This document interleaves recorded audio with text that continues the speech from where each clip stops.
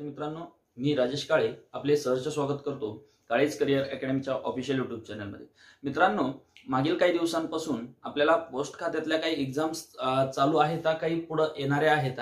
या एक्झाम मध्ये अनेक वेगवेगळ्या प्रकारचे प्रश्न विचारले जातात, परंतु त्यामध्ये सर्वात जास्त जो वापर केला जातोय तो काही लिमिटेड टॉपिकचा आहे। आज आपण त्यापैकीच एक लिमिटेड टॉपिक म्हणजेच त्यापैकी एक घटक आज या ठिकाणी आपण पाहणार आहोत। विद्यार्थी मित्रांनो, लक्षात घ्या, जर तुम्हाला या परीक्षेमध्ये जर सक्सेस व्हायचं असेल, या परीक्षेमध्ये जर तुम्हाला उत्तीर्ण व्हायचं असेल, तर तुम्हाला थोडंसं स्मार्ट वर्क करावं लागेल।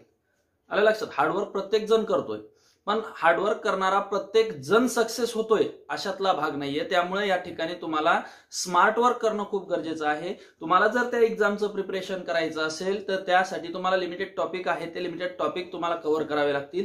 ते लिमिटेड टॉपिक जर तुम्ही कव्हर केले तर डेफिनेटली या परीक्षेमधील गणित बुद्धिमत्ता ह्या सब्जेक्टचं तुमचं टोटली सब्जेक्ट कव्हर होईल किंवा टोटली तुम्हाला त्याचे प्रश्न सहजरित्या येतील। कारण की लक्षात घ्या, हा जो ही काही परीक्षा आहे, हे जे काही पद आहे, त्या पदाच्या तुलनेने त्यामध्ये येणारे प्रश्न हे खरंच खूप सोपे आहेत। इतके सोपे आहेत की तुम्ही आउट ऑफ मार्क्स सहजरित्या घेऊ शकता। मग का आपण आउट ऑफ मार्क घेत नाहीये?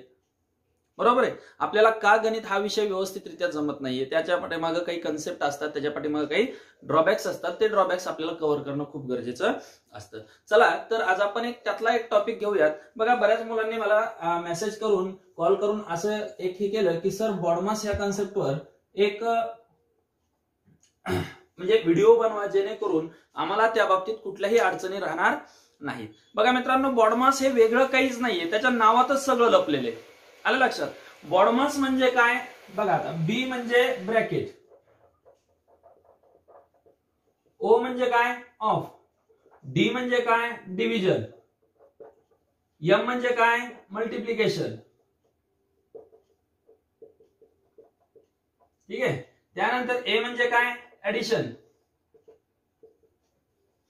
आणि एस म्हणजे काय? तर सबट्रॅक्शन। बघा, ह्याच्यात म्हणजे वेगळं असं काहीच नाहीये। बॉडमास हे एक नियमावली आहे। बॉडमास ही एक नियमावली आहे की तुम्हाला जर त्या प्रकारची पदावली आली, तर ती पदावली नेमकी कोणत्या पद्धतीने सोडवायची ह्याचा एक नियम साचा आहे किंवा एक नियम पद्धत आहे। आता ह्या नियमामध्ये, या नावामध्ये ज्या सिक्वेन्सने तुम्हाला क्रिया येत आहेत, त्या सिक्वेन्सने क्रिया सोडवायचं। म्हणजे सुरुवातीला तुम्हाला ब्रॅकेट सोडवायचा असतो, त्यानंतर तुम्हाला ऑफ म्हणजे, आता ब्रॅकेट म्हणजेच कंस, ऑफ म्हणजे जिथं चा, ची, चे शब्द लागतात, डिव्हिजन म्हणजे भागाकार सोडवायचा असतो, त्यानंतर मल्टिप्लिकेशन म्हणजे गुणाकार सोडवायचा असतो, ऍडिशन म्हणजे काय?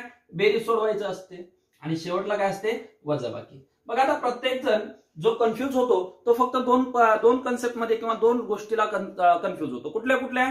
पहिली गोष्ट म्हणजे सर, ब्रॅकेट कसा सोडवायचा आणि कधी सोडवायचा? ठीक आहे, ब्रॅकेट हा तुम्ही कधीही सोडवू शकता किंवा सुरुवातीला तुम्हाला ब्रॅकेट सोडवणं खूप कंपल्सरी आहे। आता दुसरा महत्वाचा मुद्दा, ब्रॅकेट कसा सोडवायचा किंवा ब्रॅकेट सोडवायचा म्हणजे काय करायचं? तर ब्रॅकेट सोडवायचा म्हणजे सोप्या भाषेमध्ये समजून घ्या। ब्रॅकेट सोडवायचा याचा अर्थ, ब्रॅकेट सोडवायचा याचा अर्थ आपल्याला जे काही, समजा एक एक्झाम्पल म्हणून बघा, 3 + 4 - 5 + 6, एक एक्झाम्पल म्हणून या ठिकाणी उदाहरण घेतले आपण। आता या एक्झाम्पल मध्ये हे जे 4 - 5 आहे, हे कंसात आलंय।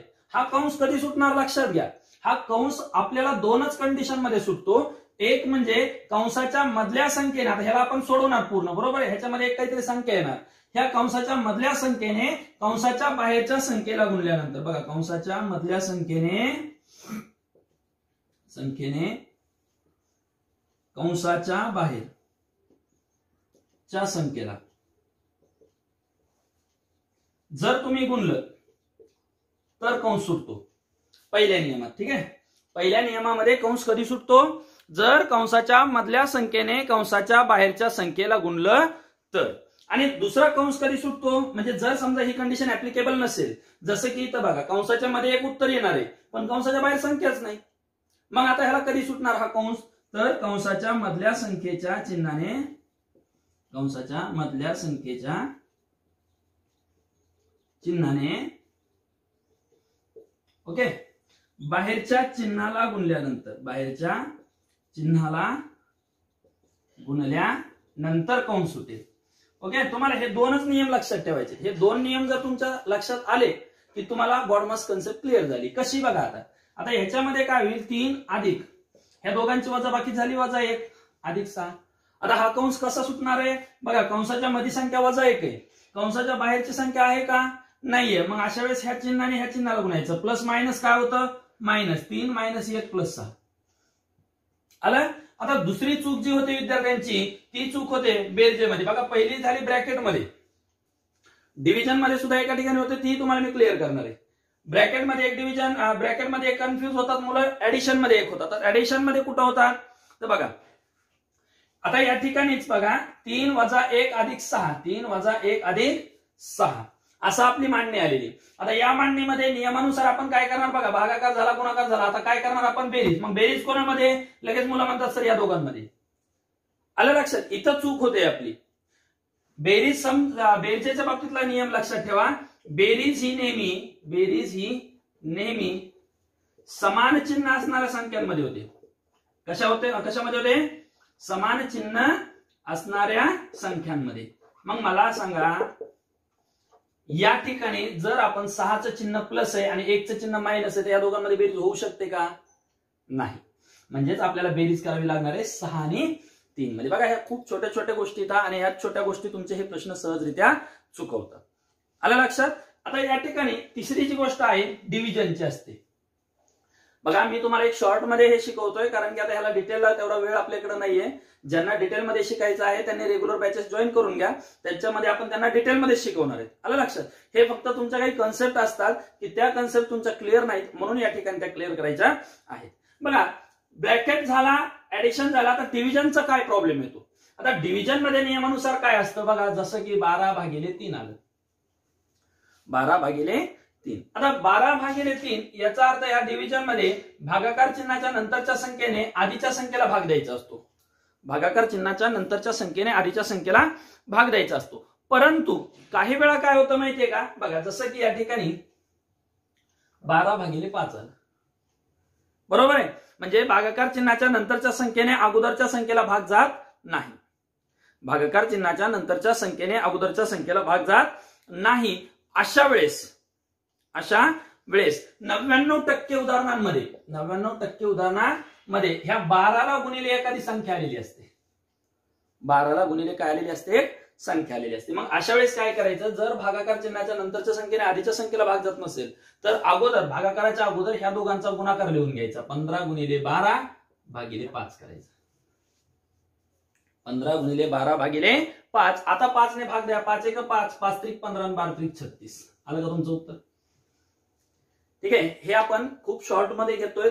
आपल्याला प्रत्येक कन्सेप्ट इथं क्लिअर होणं गरजेचं आहे. मी अपेक्षा करतो की तुमचे हे कन्सेप्ट तुम्हाला क्लिअर होत असतील.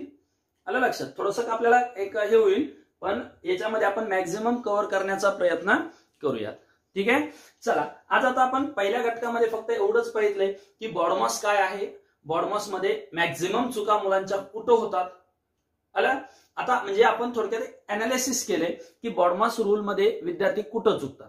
आता आपण पुढच्या भागामध्ये बॉडमास रूल काय आहे, बॉडमास रूल कशा प्रकारे सोडवायचा या पद्धतीवर आपण विचार करणार आहोत किंवा या पद्धतीवर आपण व्हिडिओ बनवणार आहोत. तत्पूर्वी जर तुम्हाला या व्हिडिओमध्ये नक्कीच काही नॉलेज मिळालेलं असेल, तुम्हाला जर हा व्हिडिओ आवडलेला असेल तर लाईक, कमेंट आणि शेअर करायला विसरू नका. आणि सर्वात महत्त्वाचं, जर तुम्ही या चॅनलला नवीन असाल तर सबस्क्राईब करायला विसरू नका. आणि नवीन बॅचेस आपल्या रेग्युलर चालू राहतात. ज्यांना नवीन बॅचेस करायच्या आहेत त्यांनी खाली डिस्क्रिप्शन मध्ये आपल्या ऍप्लिकेशनची लिंक दिलेली आहे, ते ऍप्लिकेशन डाउनलोड करावं आणि व्हॉट्सअपला मला मेसेज करावं की सर आम्हाला जॉईन करायचं आहे, फी स्ट्रक्चर वगैरे कसं आहे, काय आहे, त्याच्या बाबतीत त्यांना नक्कीच पूर्ण माहिती दिली जाईल. ओके, धन्यवाद. आपण या नंतरच्या लेक्चरमध्ये एक्झॅक्टली बॉडमास कसं सोडवायचा आहे, बॉडमासवर कशा प्रकारचे प्रश्न पडतात हे सगळे घटक पाहणार आहोत. ओके, धन्यवाद.